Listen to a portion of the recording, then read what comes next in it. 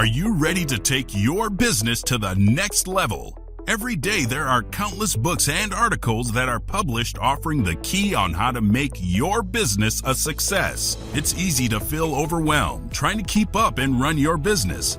That's why Deb Creer created the Business Power Hour.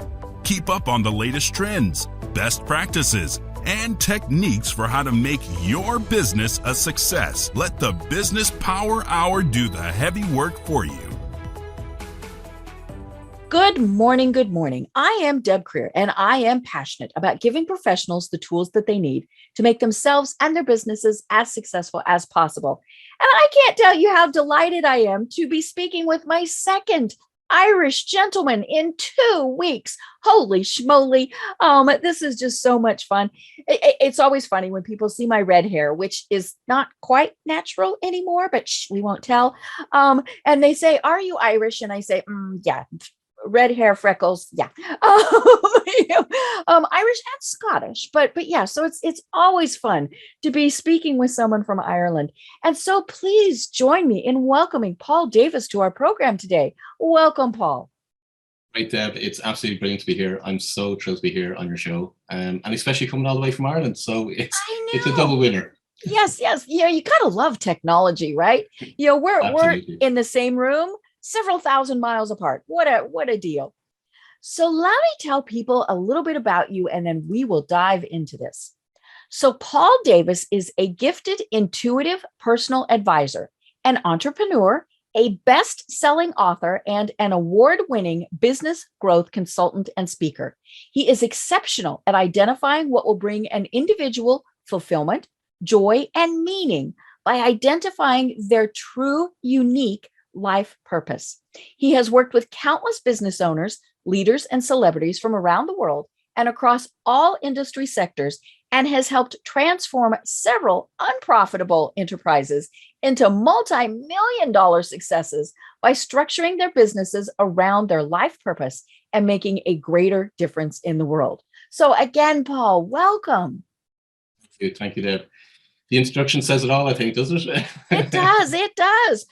Well, I always like to know a little bit more about my guests and how they got to be where they are today. So tell us how it is, because you were really pretty young when you discovered this, how you discovered what your passion in life is. Well, I suppose that actually ended up finding my own passion and my own purpose. Actually it ended up being much later in life. Okay. But I suppose growing up, I was considered a little bit different. Let's put it that way. Now, in Ireland, there's a lot of folklore around, for example, the seventh son of the seventh. Mm-hmm. And as it turned out, when I was growing up, I ended up being the seventh son of a seventh, but also of a further seventh as well. So I ended up being 3 sevens. And if anybody is familiar with the power of numbers and biblical numbers and so on, 7 is actually a very, very strong number, but equally so is the number 3. And the number 12. So when you get 3 sevens in a row, you can rest assured that there's something special there. Right. So as a kid growing up, I knew no different in some respects. I didn't really understand it, but I used to do healing for people, meaning people would come to the home. My mum knew all about it because, again, being in Ireland, they understood the seventh son folklore. So no matter where I went, whether it be on holidays or in home, there would be no end of people coming to the house, and I'd end up doing a healing for them, whether it be for cancer, rheumatism, arthritis, you name it, right across the board, all different spectrum. But then I suppose when it came to teenage years, it wasn't really so cool. You were tired of being kind of the parlor trick? Yeah. And especially because back then, again, it's embedded in, I suppose, in the culture whereby if you have a gift, you shouldn't receive anything as compensation for that gift. So I had all these people coming to me and I was doing healing for them. And being a young kid, I would have loved a bit of money and some toys. But every single time that somebody offered money or a gift, it was completely refused by my parents. So when it came to teenage age, it was a case of, no, I really don't want to do this any longer. So, but as I developed my career, different things started to materialize and manifest themselves. So what I found was that I'd get insights, I'd get knowings for other people, I'd get imagery for other people. I'm an empath. So for people that aren't familiar with an empath, I get to actually feel what it's like for other people on a much, much deeper level. Okay. So I'm not really just talking about, somebody might say, well, how do you feel today? And they might say, I feel fine. But how I feel it on an empathic level is on a much, much deeper level. And you could consider from a soul level perspective. So as I was growing up, I was get all these knowings and insights for people and imagery and so on, and have very, very unusual conversations. But I just took it that everybody else could do what I could do, meaning that they were getting the same insights and knowings and so on. So I just developed my career. I ended up deciding to go and become a management accountant. Okay. Now I know management accountant isn't very unusual. It's not a very normal term in the US because in terms of accountancy. So we have in Europe, we have what's called a management accountant, which is more involved in projects, budgeting, forecasting, all that kind of things. So very involved in the process. Yeah, so it's very much future based. Okay. So I trained as a management accountant. I became a fellow of the actual Accountancy Institute. And throughout my career, I'd be involved in companies. And for the ones that I would be heavily involved at a very, very high level, meaning at the board of directors level. One company, for example, I became the CEO. I had control and working with the board of directors to advise them as regards what direction the company should go in.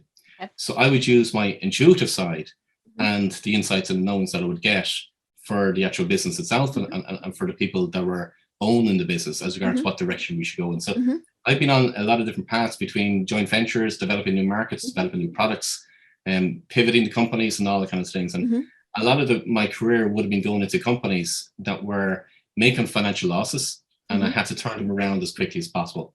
So unbeknownst to anybody else, I was using my intuitive side of things in order to guide those turnarounds and guide the growth of the business.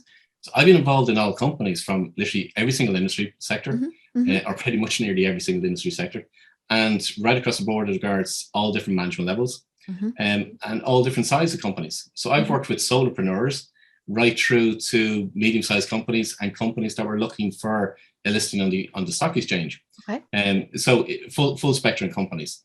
So I would have been seen as being this business consultant that comes into companies and helps them develop and grow and scale. And I suppose in a particular year, which happened to be 2011, and going into 2012, I published my first book in 2012. And a pivotal moment happened in my life in 2011. And I took the decision at that moment to say, actually, you know what? I need to be who I truly am.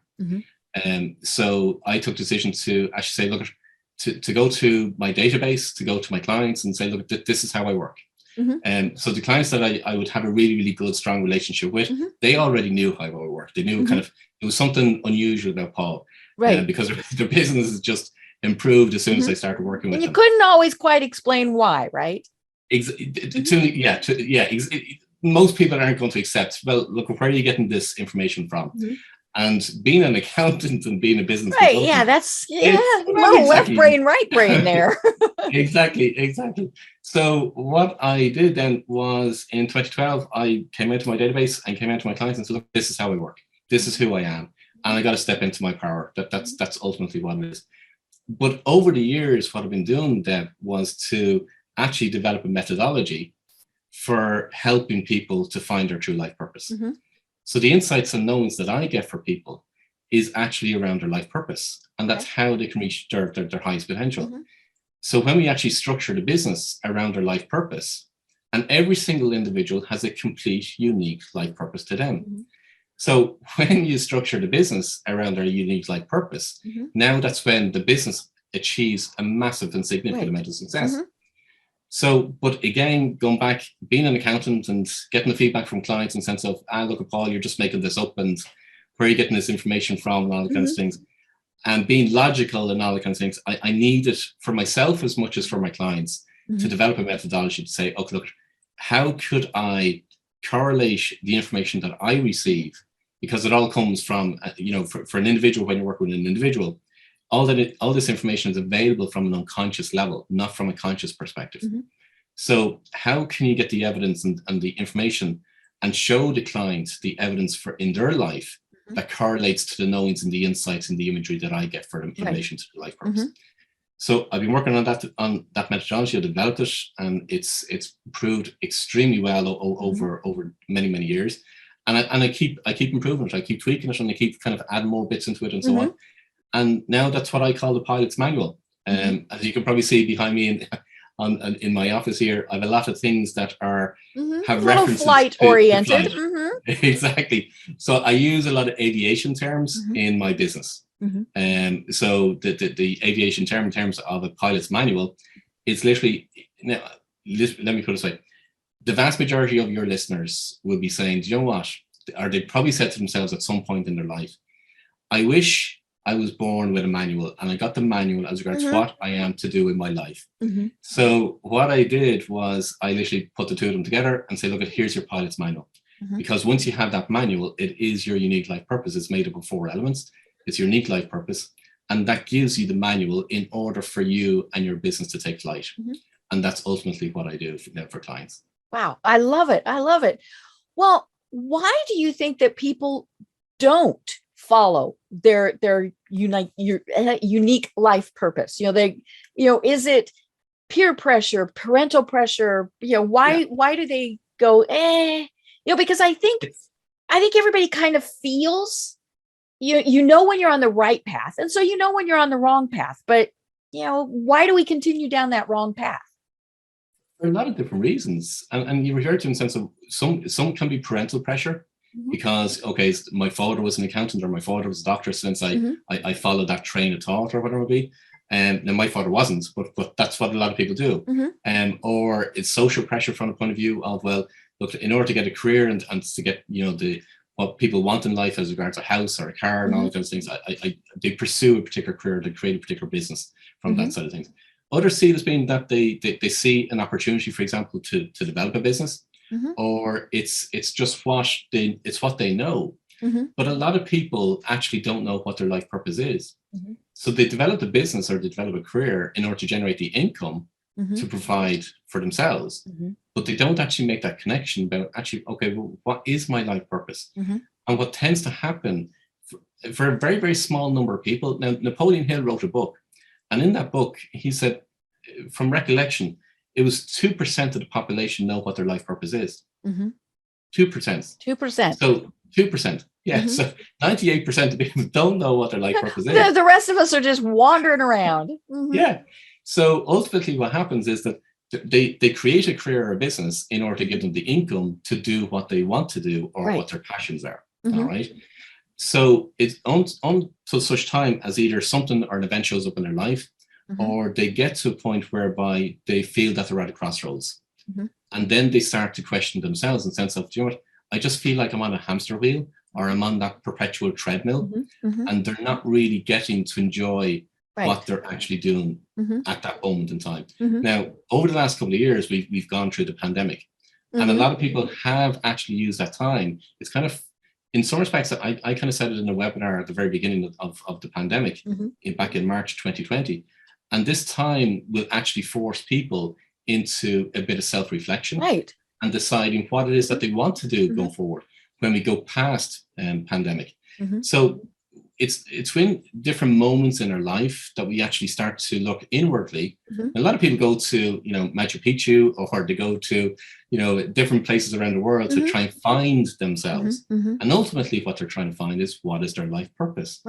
But they don't have to travel anywhere. That's the good thing about it. It's in your head the whole time, and your heart and your soul. It's in our unconscious. That's where we get the information from. And a lot of people aren't really in tune with that unconscious part of them. So they will operate from their conscious mind. Now, as you referred to earlier on, in the sense of, you got left brain, you got right brain, and most people operate from either of one of those sides, and some people can operate from both. But very few are actually really, really connected with their unconscious side of things. Now, to explain the unconscious side of things, think of it from the perspective, most people, if not everybody, has had that gut feeling.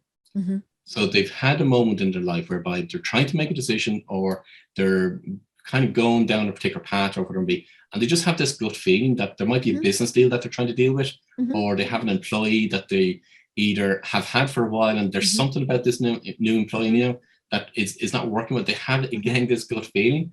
Or if they're trying to recruit somebody, again, everything looks right on paper in terms of the resume and so on. But again, they have that gut feeling. Because no, there's something, they can't put their finger on it, and they don't know what it is. But again, it's just that gut feeling. That gut feeling is your intuitive side. Right. That's your unconscious. That's how it communicates with you. It communicates through your feelings. And when we ignore it, we're in trouble. Absolutely. Absolutely. Because your unconscious will always guide you to the best way possible for yourself. So the more we develop our intuition. Yeah, I tell people, when you have that feeling, there is something that's going on. I had a potential client one time that, it was going to be a big client. This was going to, and he had a big budget. He had a big dream, and nice man. All sorts of things, but I had that feeling. There really was, and it wasn't a scary feeling or anything like that. Because especially sometimes as women, we get feelings where it's like, okay, no. But yeah, that it was just, there was something there. And so I turned him down. He offered me the job. I turned him down. He was not a happy camper. And then it turned out he was incredibly unethical. It was all show. And, and I knew someone who ended up working with him who told me later, about it. And I, and I thought, I did pay it. And I turned down a lot of money, but yeah, there was just something there that I thought, there is not something right. That's your unconscious. So a lot of what I teach in the community that I have is actually teaching people how to tune into their unconscious an awful lot more. And therefore now that opens up opportunities for them in terms of when they're trying to make a decision, or whether they're trying to figure out, okay, so how could they grow and scale their business, or what's their how can they be guided more from their conscious in order to actually make much better decisions. Right. So the more we develop our that side of us, the easier, as I say, life becomes an awful lot more effortless. Right.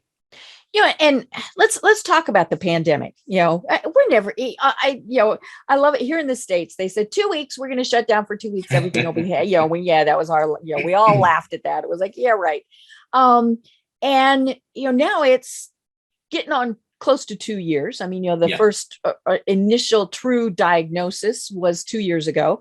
We all think, it was around before then, but, it was, but anyhow, we're going, past 2 years. I think we've got probably at least another 6 months, if not a year. But, you mentioned the fact that we see all these people changing jobs.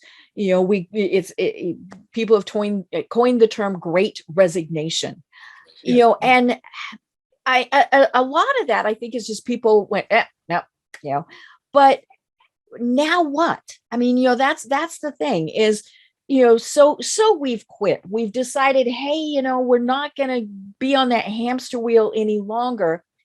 Now, what the heck do we do? Because we still have to eat. We still have bills we have to pay. We might have kids we have to take care of. All these things. And so then, of course, the first instinct that kicks in is take whatever will pay you. That's the thing. But how do we find this? How do we find, that true purpose in our lives? Well, there's a few things that happened with that. One is because, I use what I refer to as the genius pendulum. And you'll see the pendulum operate both on a micro level, meaning that for an individual, but also on a macro level in terms of politics or social side of things.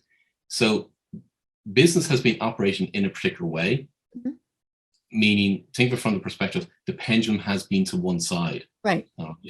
So when it becomes into equilibrium, which is what a pendulum does, the whole pendulum is trying to get into equilibrium. So when the pendulum is onto one side, it has to create an equal arc on the opposite side when that pendulum swings. Right. So what's really been happening over many years is that pendulum has been to one side. The pandemic now has happened, and now that pendulum is swinging. It's making its way and swinging right across through past equilibrium and out the other side. And that cry out from a lot of people has been, we want a different way of working. We want more flexibility. We want more autonomy. We want more purpose. We want more meaning. We want to be more involved in what it is that we're doing in business. So what I've been teaching my clients over many years is you've got to prepare for how this is actually going to manifest and how it's actually going to come about, and bring those elements into your business. And therefore you're now got leader advantage to how you're going to conduct a business. So I'd answer your question in two ways there. One is from a business owner's perspective, what do they need to do when they're trying to employ people? But ultimately what it's also given is people to say, actually, you know what? They've gotten a sense of working remotely, being more flexible, but also given the time because they haven't had to commute, or they haven't had to be involved in meetings that didn't actually have any purpose at the end of it anyway. So they wasted an awful lot of time. So people have had that time to reflect on actually, what is it that I want out of life? So the pandemic is actually being a catalyst for people to ask those much, much deeper questions. And how you find your life purpose is there's 4 elements. And a lot of people will, if anybody's gone online or researched or read any books, they'll typically come across a few different things. One is they'll come across the teaching whereby find your passion. And if you find your passion, turn your passion into your business or your career, and then that will lead to your purpose. But here's the thing. The origin of the word passion is to suffer. Yeah. So think of it from the point of view, now I come from a Christian background. I was raised as a Roman Catholic. So if you think of it from the passion of Christ. I thought of the passion play. Exactly, yeah. It was the crucifixion of Christ. So the origin of passion is actually to suffer. But let me go a little bit deeper with you. There's a lot of things that I'm passionate about. And as we mentioned earlier on, you can see I love all different types of flight experiences. I've been in nearly every single different type of aircraft. I've jumped out of airplanes. I've flown multiple different types of aircraft. And my latest project that I'm working on right now is to do a wing walk on a biplane. Oh, I can't wait to see pictures. Yeah. So there's a lot of things that I'm passionate about, but they've absolutely nothing got to do with my purpose. Right. Yeah. And So you're not people going to make money doing wing walking, at least not in this century. You could, but here's the thing. There's the motivation and the passion that you have, or the joy that you get from something like that, is transient, meaning it's transactional. You have to do it all the time continuously in order to get the passion and joy from it. Right. When it comes to your purpose, it's a very, very much deeper level of passion. Okay. You literally get a sense, it's a sense of joy, a sense of fulfillment, and it's moving you forward to actually achieve what it is that you want to achieve in terms of your purpose. So other things that people will come across whereby, find your why. And if you find your why, well, then that's going to lead to what it is that you're doing. Yes. Why? Yeah. Yeah. Now, I have a lot of issues with this one. Okay. And I've written articles about it. And because I went to a lot of, again, being a business consultant, and attended a lot of different conferences over the years and so on. I heard this rhetoric coming out in terms of from other business coaches and consultants and so on. You got to find your why and find your why. And if you find your why to what it is that you're doing, well, then that's going to answer your question. As marketers, we tell people, find your why. But it's not. But here's the thing. You see, people try and figure out their why from their conscious mind, meaning they're trying to work it out. Why am I doing what I'm doing? I mean, they're asking that question from a conscious level perspective. But your true why comes from your unconscious. It never comes from your conscious mind. Second of all, they're trying to apply a why to what they're currently doing, but they may not be doing what they're supposed to be doing in the first place. So therefore they're applying a why to something that's incorrect. So their why is actually not their true why. Your why comes from your unconscious. So when, and again, people would have come across Viktor Frankl, which survived the concentration camp. And he wrote a book, Man's Search for Meaning. And ultimately what he put in the book was, and there's nothing wrong with it, but basically what people have interpreted from the actual reading of the book is that you can apply a meaning to whatever the meaning that you apply to something is the meaning of that. So you could apply a meaning to whatever it is that you're doing, but again, it may not be what you're doing. Your true purpose, there's 4 elements that come up and make up your purpose. Okay. There's what I call your genius drivers. And every single one of these elements comes from your unconscious. So when you find the evidence in your life that actually and substantiates these elements, well, then now you know you're on your true life purpose. So your genius drivers, they are what gives you your joy, your fulfillment, and your drive, and your zest, your mojo for life, in no matter what you're doing, whether it's a career or a business or whatever it is that you're doing. That's your genius drivers. Then there's your genius role. Now, I've identified 10 different genius roles, and every single individual will play one of those roles. Now, it's not a personality type assessment. It's not, and finding purpose is not about personality type assessments in any shape or form. Most people would be familiar with, say, Myers-Briggs or DISC or Enneagram and all that kinds of things. But they are nothing whatsoever got to do with your life purpose. Your genius role is a role that you naturally play. You do it from an unconscious perspective. You don't have to go to college or learn how to fulfill that role. But a lot of people are either running a business or in a career playing a role that's not in line with their unconscious genius role. So therefore, that's where things become a little bit more awkward. And if you don't know, so every single genius role has a shadow side and a frustration point. And if you don't know what that shadow side is and that frustration point from a conscious perspective, now that's what creates self-sabotage. So you'll see a lot of people whereby they'll achieve a huge amount of success, but something will kick in, and ultimately it's part of their unconscious blueprint.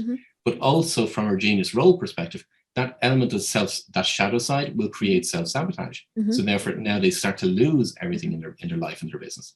So that's your genius role. Your genius role is how you are to fulfill your purpose. It's absolutely most in line with what your mission is, what your purpose is. So think of it being your genius role is your how.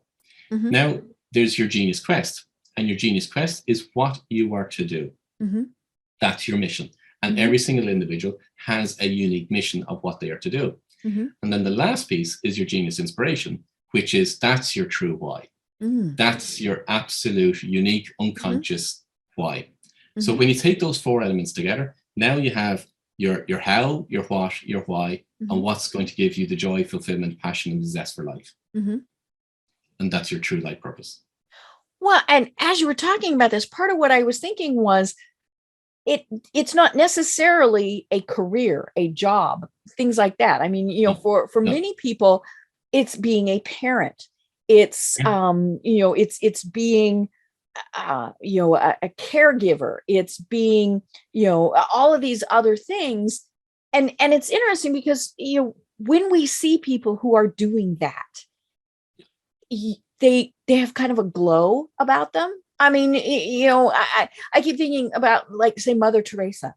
She clearly did not do what she was doing for any type of material gain. She had just enough, basically, in most cases, to subside. I mean, there was, but it just, you knew that was what she was meant to do. And I mean, on the flip side, I mean, there are certainly people who are incredibly wealthy, but there's the everybody kind of, like you said, 2% know what they're supposed to be doing, and the rest of us are just muddling along. But here's what happens then. You can get a lot of people that are hugely wealthy, because I get them. They come to me, and because they're lost, right? Exactly. To tell you the sad side of the story, to the outside world, everybody sees them as being hugely successful, hugely wealthy. They have everything. Why would they be unhappy? Right. But the conversations that I have with them, and I get them quite regularly, is that they are actually planning and contemplating suicide. Because they're addicted, or all sorts of very self-sabotaging behaviors. Yeah. And ultimately, they don't have that joy, that fulfillment, and that sense of purpose and sense of meaning for themselves. So therefore, when they get that piece, now they can actually, they can align everything with what they know of how to become successful, but now it's aligned to what their purpose is, and now they become more successful. But it's more successful from the perspective of they had that inner sense of living, of meaning, of fulfillment, and that's very, very different from an external part that would give you that sense of meaning and fulfillment or zest for life. Right. And I think we do see that a lot with people who are, leaders, wealthy or not, where you really do, you can just tell they're not happy people. There's a certain politician here in the States that is coming to mind. Like him or hate him. I mean, you really do look at him and think he's not happy. Now, what would make him happy, there's a variety of opinions on, but and I think we certainly see that with a lot of celebrities, where whether it's a movie star, sports figure, somebody like that, where we think, well, you have it all. What do you mean you're not happy? And the bad part is then society looks down on them. Because we think, well, you have all this, or, you've got all this talent, and you squander it. I mean, all of those various things. Unfortunately, at some point they crash and burn. Mm-hmm. And then it's actually very, very difficult then to get them back from that point. Mm-hmm. Because if they have a breakdown, well, then they may at some point have gone too far. Mm-hmm. It's trying to get them before the breakdown. So, for example, I received one call from somebody. Now, I was at meetings at the time, but when I called the person back, his response to me was, Paul, if you didn't ring me back by this evening, I would not be here. Oh. So that's how close people get to actually deciding to check out. Yeah. Well, now, you say, you are an empath, you are intuitive. Yeah. How do you deal with that pain? And I mean, that's just, that's got to be in many cases overwhelming. It is for two things. One is that, so I will get overwhelmed in a good way when I'm connecting with somebody and sharing what their life purpose is. Right. And you see them kind of have that light bulb moment. There's that, but I also get to see the impact that they are supposed to make. And that's absolutely phenomenal. I'm hugely privileged to be able to have that opportunity. Mm-hmm. So it's overwhelmed from that perspective, in the sense of it's just absolutely phenomenal and amazing. And I can then see in different connections and so on, the perfection of how this universe works. It is just absolutely phenomenal. Right. That's the joy part. Mm-hmm. But yes, equally on the other side, there's the overwhelm from the perspective of there's different things that I connect with individuals, and different things will be going on for their life and so on. And it's not so good. You think of it as being, you can have good feelings and you can have bad feelings. Mm-hmm. It's not so good. Mm-hmm. So I get overwhelmed. So there will have been times, and it's still, and in some respects I don't fight it, which I will get emotionally overwhelmed because I can actually pick up what's going on. But over the years, I've had to develop different, call it maybe strategies or ways of how I need to disconnect from my clients and not take on the journey that they're on. Mm-hmm. So I'm there to guide them as much as I possibly can, but I cannot, this is where free will comes into play. Mm-hmm. I cannot take over their life. Right. You kind of have that barrier that goes. Mm-hmm. Yeah. So over the years, I've had to have those strategies in place for myself in order to literally sustain myself. But a lot, and again, I do it for myself, but I also teach my clients. Self-care is so important. As business owners, as any individual, self-care is so important. Now, yes, it's important for me because being an empath and given the work that I do in relation to the challenging circumstances, not all challenging circumstances, but some challenging circumstances I come across. But for anybody that I work with in terms of clients, I always teach them from a self-care perspective, you really got to look after yourself because it has so many knock-on effects to everything in their life. From a confidence perspective, from a self-worth perspective, from a manifesting perspective, it has so many different impacts right throughout their whole life. I would imagine it's also frustrating for you to see, hey, you're supposed to be going down path A, but you're just bent on going down path B. Yeah. I mentioned turning clients away. Do you turn clients away and say, this is just not going to work? I turn clients away if I feel that there's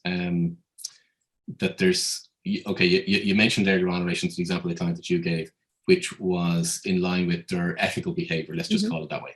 So I will turn clients away in some respects from that side of things, but a few other different elements of the individual that is just, look at, you know what, because I'm picking up from an empath perspective, I just do not want to work with that individual because I don't want them in my life from that perspective. And let me put it this way for listeners, you can still love somebody, but you don't have to like them. Right. And that's very different. So I see individuals from a soul perspective.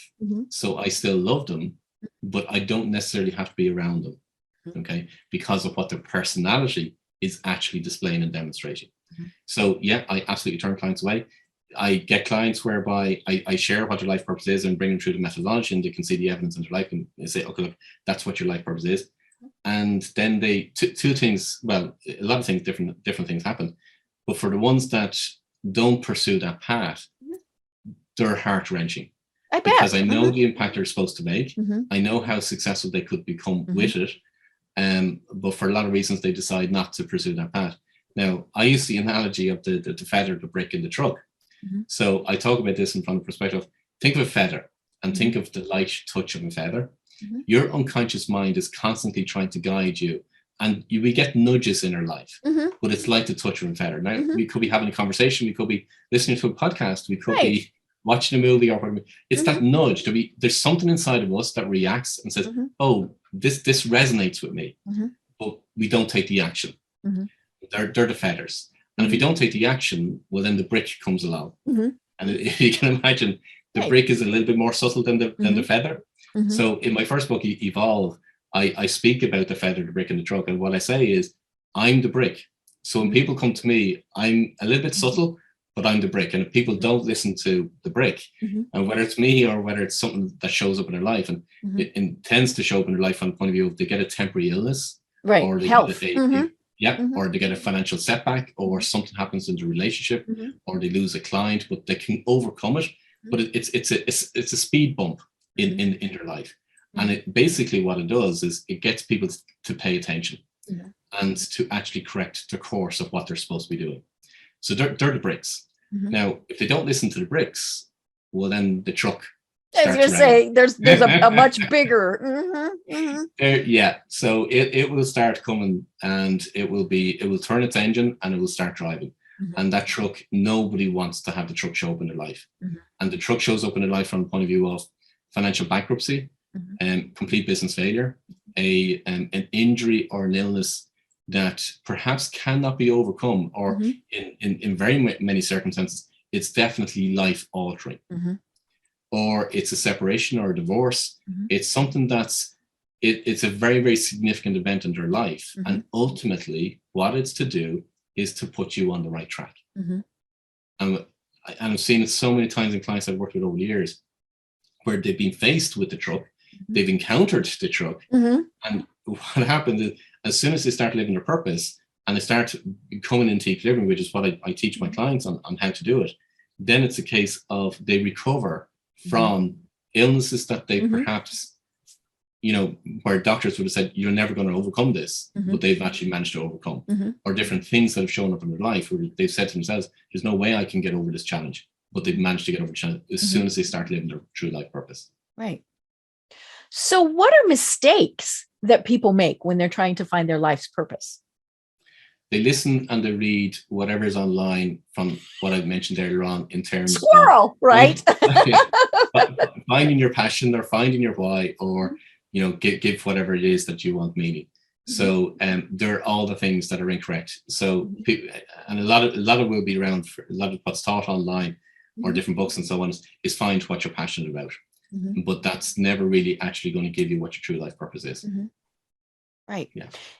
And you mentioned in your book, and I read, how, if you're doing what you love, it won't be work. And that's kind of one of those catch-22s, because there's always going to be stuff that you don't like. I mean, I like my job, but I don't like invoicing. I mean, things like that. Perfect. So, but you do know, and again, it comes back to, I don't know, maybe the easiest way is to say that gut instinct to know this is right.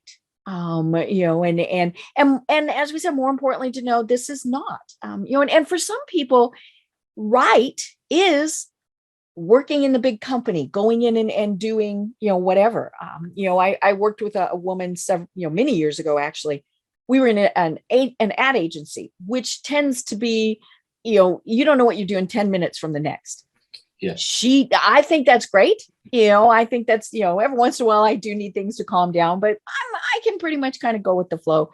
She did not like that. And she ended up going to work for a company where every single day was very structured. But to her, that was what worked. And now it wasn't her purpose, but it was just kind of what worked for her. Yeah, let me explain that, Deb. What you'll find is that, first of all, when you know what your genius drivers are, and nobody else can identify what, everybody that comes to me, they think they know what their drivers are, but actually they're 100% incorrect. Without a shadow of a doubt, every single one of them. So they'll never be able to find out what their genius drivers are on their own. That's one thing. But when your whole part of what you need to do as a business or a career, or as if you're responsible for managing the home, it's a case of you design your life in line with your genius drivers. And what I mean by that is that if the activity that you're doing are not in line with your genius drivers, then you've got to delegate it, outsource it, get rid of it, right. Just don't do it. So now that takes a bit of time to achieve, because some people may be in a career or like that, you're running your own business. So therefore there may be some activities that may not be in line with your genius drivers, but you're constantly on the process of how can I eliminate this out of my life and get somebody else to do it? And therefore now you're filling your day with the activities that are in line with your genius drivers. So that's ultimately part of how you get that zone, and that zone is being in flow. So when you match your genius drivers and your genius role with what it is that you're doing, now you are, people refer to, and people will be quite familiar with, being in the zone, whereby time doesn't even exist. Right. They're just absolutely consumed with what it is that they're doing, and they absolutely passionate about what it is that they're doing. But your genius drivers is separate to your genius quest, meaning what you are to do, your mission. So let me give an example. I got an email from somebody there over Christmas from a client that I'd worked with quite a number of months ago. And when he came to me, he said, Paul, I've been to so many different coaches, mentors, consultants over the years. I've done so many different courses. I've been trying to search and find what my life purpose is, and nobody's been able to give me the answer. I said, well, I'll bring you through the process and I'll tell you what your life purpose is. And I did. And he said, how on earth can you give me my life purpose in a half a day? I said, well, that's how I do it. So by the end of the half a day session that I had with him, he had his true life purpose.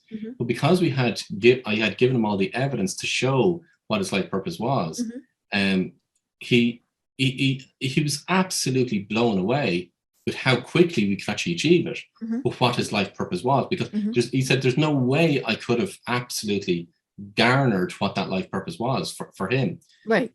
So that was a number of months ago. But then I received an email from him in just over the Christmas period. It was just before Christmas, and it's literally just thanking me. That's as simple as that. And he said, Paul, I've changed my career, because he was in a job before. He said, Paul, I've changed my career. You give me an update as regards what had happened over the intervening months. He changed career, and he said he found a job, and he went down through every single one of his genius drivers, each of his genius role, his genius quest, and his genius inspiration. Said, Paul, here's how this career is actually fulfilling each one of these. Wow. I just want to thank you for the work that you've done for me, because it has absolutely made such a difference in my life. And the impact, not only for him, but also for his wife and his kids, is huge. It's absolutely huge. Yeah, because when we're unhappy, everybody around us is happy. It's exactly. kind of like the old saying, happy wife, happy life. Exactly. Yeah, my dad instilled that one in me. That's why you've been married over 25 years. Absolutely. Yeah, absolutely. Yeah. Well, we've talked about how we kind of know when it's not right. How do we know when it is right? Or at least we're heading in the right direction? You absolutely love what you're doing. Absolutely love what you're doing. And I hear this so many times from my clients, back from the perspective of they absolutely love what they're doing.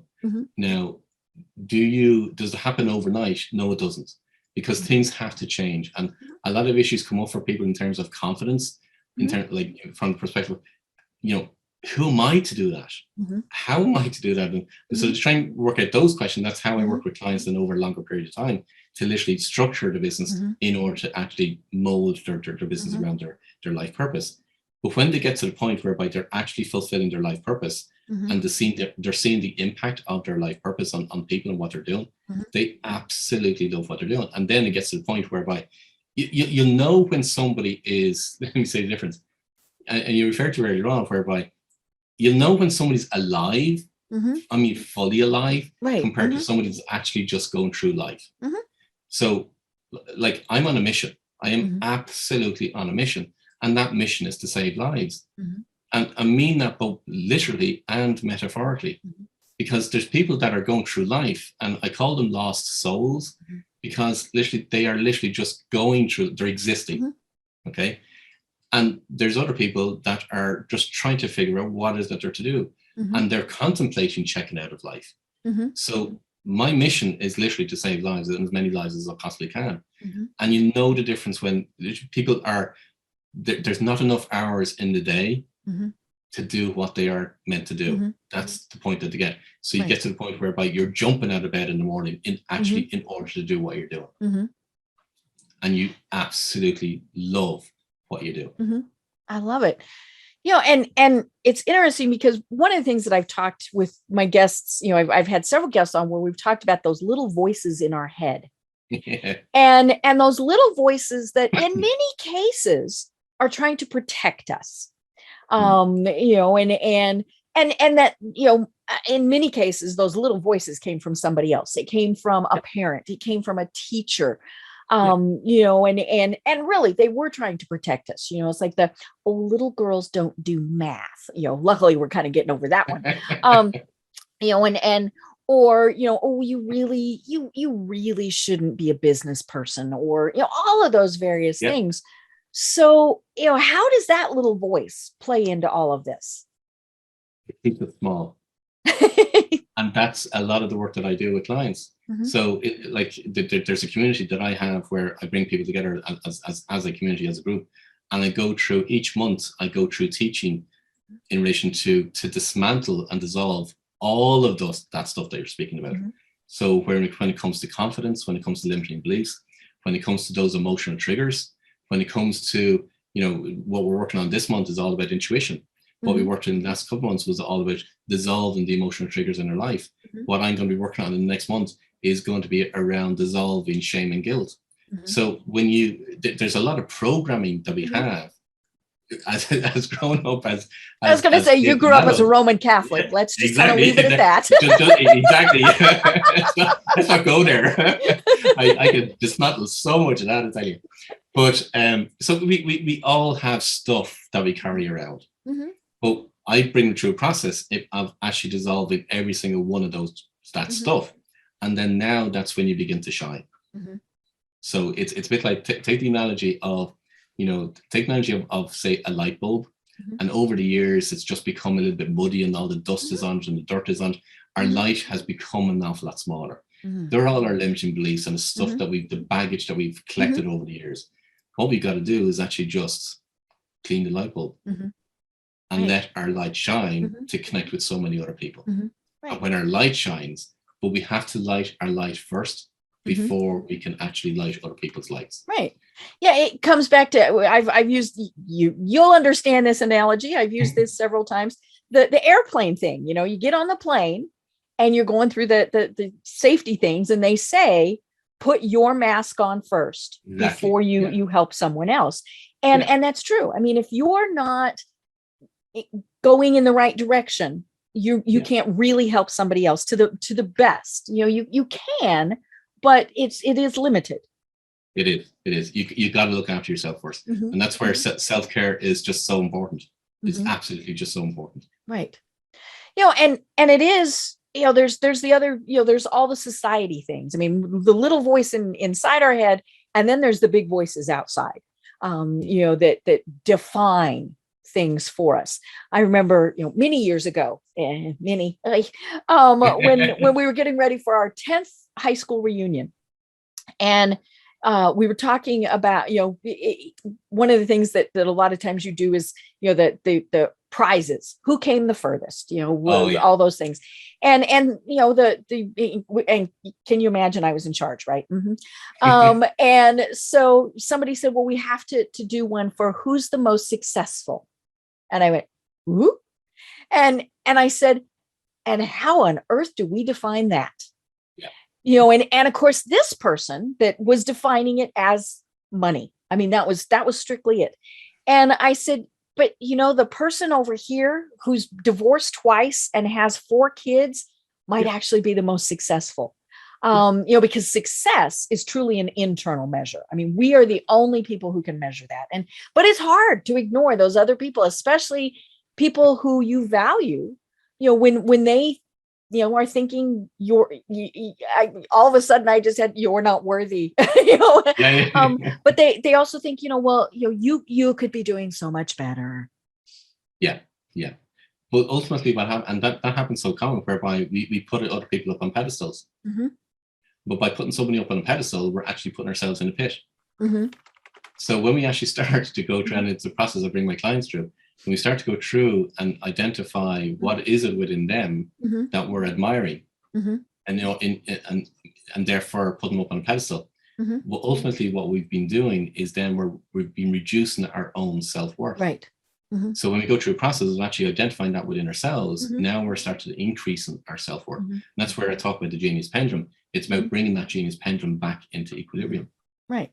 Yeah. And when we compare ourselves to others, we're either going to come out way ahead and go woohoo, or we fall short. And then, of course, the worst thing is, when we put that person on a pedestal and something happens to them, they all of a sudden, oh my gosh, are human.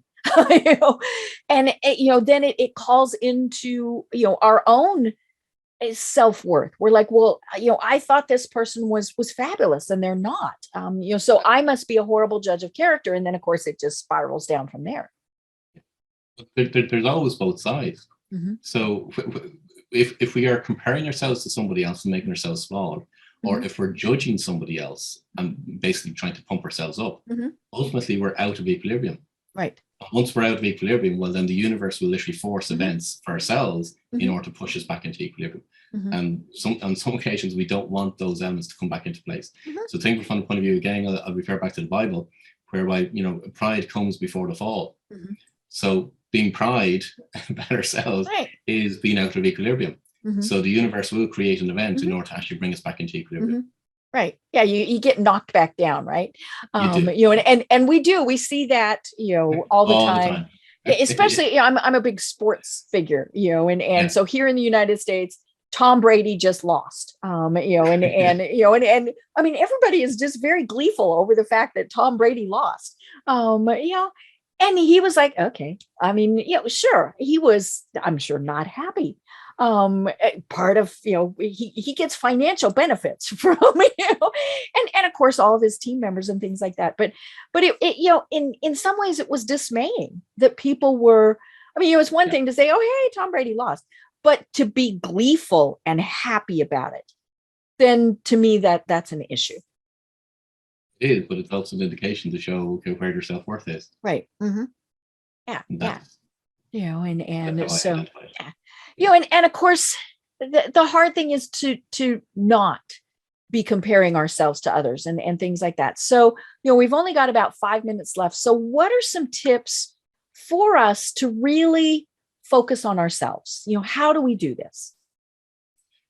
Well, okay, so there's a common theme that will come up with, because we've talked, or we've referred to it here, will be about confidence. And think from the point of view, the more confident that you are, well, then the more you're actually going to push your business. Okay.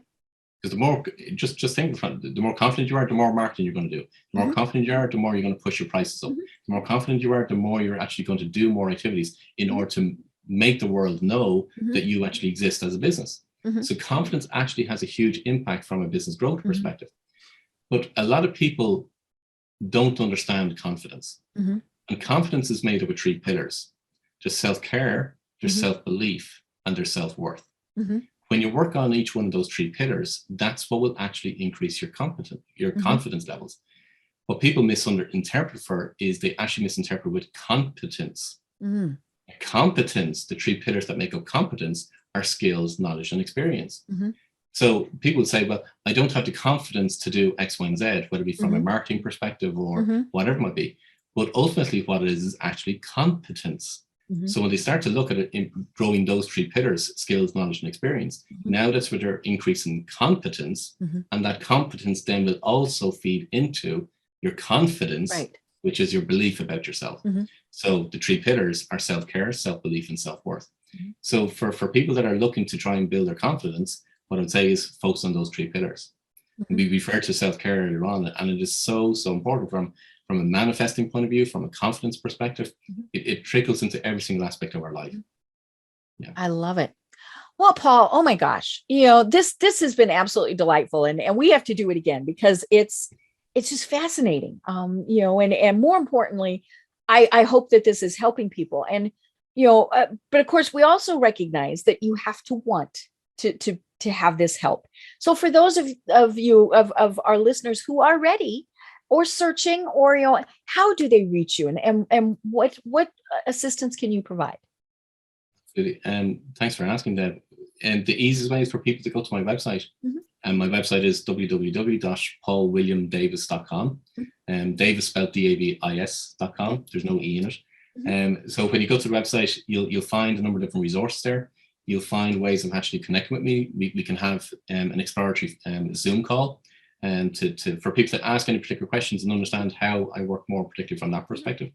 I also have an online community that's Mm-hmm. free to join. And for people that want more deeper learning within the actual community itself, there's different options Mm-hmm. within the community.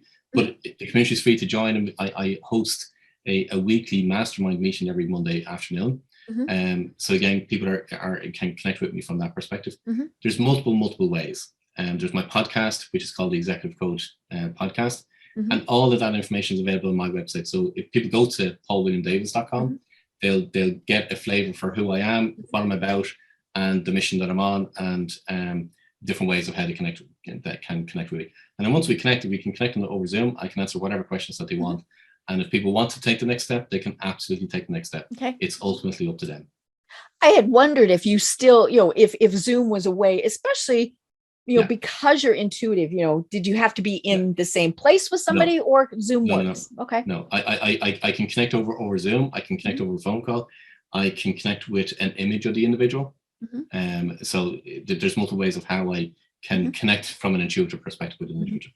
But Zoom works so well for people because they get to see me and I get to see them, and so we've a much bigger connection from that perspective as well. Yeah. Right. Yeah, I know that's the one thing with technology that's really been great is we can see people, so it's great having phone calls and texting and all those, but Zoom, or whatever preference you have. But yeah, it's I love being able to do this. Well, oh my gosh, Paul, we really are out of time, and this has been truly delightful. And I hope that we have at least made people think, because that's what starts this whole process, is for them to think, hello, that little voice is there going, for a reason. And so hopefully they will reach out to you. Again, your website is paulwilliamdavis.com. Great information there. And as you mentioned, you have several books. Are there any final thoughts that you want to leave everyone with?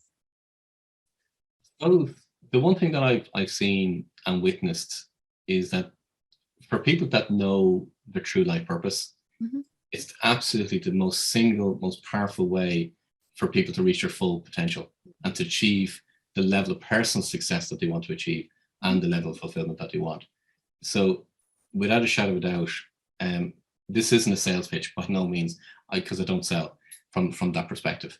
It's if people feel and they resonate and they're ready to say, actually, no, I need to take this next step. They'll know it in themselves. They'll actually have that gut feeling. Say, actually, I need this in my life right now at the moment. That's for them when they're on their true life purpose. It just makes a phenomenal difference for them, and hence the reason why I'm on a mission. Great. I love it. Well, I can't wait to chat again, because I think we definitely will. I think maybe especially as the pandemic ebbs, flows, ends. It's ending. It's ending. Yeah, I mean, it's like they said, it will go into endemic state, and it'll be just like all the other bugs that we have in the world. But we will chat again. But until then, I'm Deb Creer. I've been having an absolutely fascinating discussion with Paul Davis, and everyone have a great day. Tune in for our next program for even more trends, best practices, and techniques for how to make your business a success. The Business Power Hour, hosted by Deb Creer, is proud to be part of the C-Suite Network.